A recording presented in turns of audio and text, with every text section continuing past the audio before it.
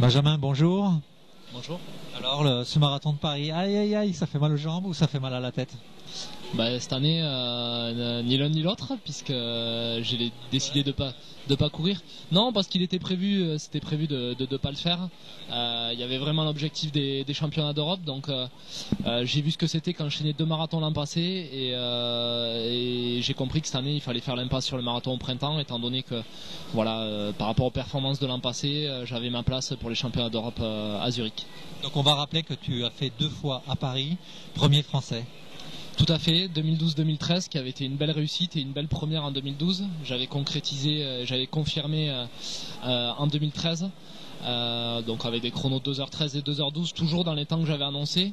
Donc ça avait été une très belle réussite. Cette année, aucun regret. Voilà, je reviendrai plus fort pour un chrono l'année prochaine. Paris pas sûr, on verra, certainement peut-être un autre. J'ai pas encore décidé, mais pourquoi pas Paris? C'est vrai que ça m'a réussi 2 années, mais pour aller chercher un minima pour les JO, peut-être aller sur un autre marathon, même si celui-là n'est pas forcément dur, mais peut-être aller chercher le plus roulant ou là où je vais optimiser ma performance. On t'a pas vu au Pontet, au France de Cross, petite blessure qui t'a un peu handicapé. Bon là tout va mieux? Tout va mieux. C'était plutôt ça m'a fait un peu plus mal à la tête. C'est le premier championnat de France que je loupais depuis mes premiers en 2003 à Salon de Provence. Donc voilà, la blessure a pas voulu que je revienne dans le sud-est de la France. Voilà, petite blessure à la fin de l'année qui me gênait. Nouvelle blessure en janvier, tendinite rotulienne qui a dû mettre une croix sur les France de cross. Voilà, un petit regret, mais finalement je sais que l'objectif reste tourné vers Zurich, et ça y est, ça revient petit à petit, et on verra certainement le week-end prochain aux France de 10 km à Valenciennes, qui sera voilà, une petite étape intermédiaire en vue de cet été. Dimanche, on ne parlera que de la présence de Kenenisa Bekele. Quel est ton sentiment? Il n'y avait pas mieux, un meilleur ambassadeur pour représenter, je pense, le marathon de Paris. Bekele, c'est le plus grand palmarès derrière, enfin même au-dessus de Gebre Selassie, puisque 5 fois double champion du monde de cross, les records du monde sur 5000, 10 000. Voilà, il fera ses débuts sur la distance, on attend beaucoup.